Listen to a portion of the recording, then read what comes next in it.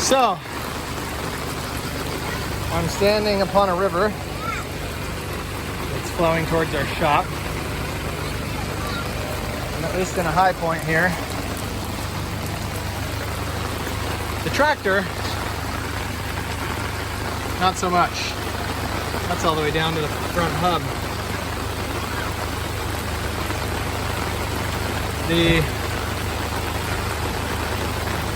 Man alive. Oh, my door's open.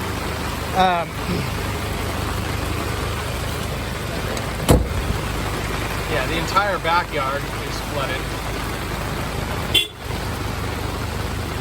What?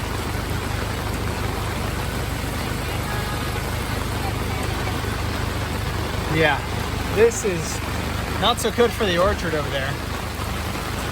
And I'm really wishing that I had finished getting these gutters hooked up to that tank over there, because I think we'd have a bit of water to use. But you live and you learn, eh? It's a fair amount of water in the back of the truck. Anyway, I'm sure the pond's full. Pray it doesn't overflow. We might give you an update on the road on the way out, because I think it might be a little extreme.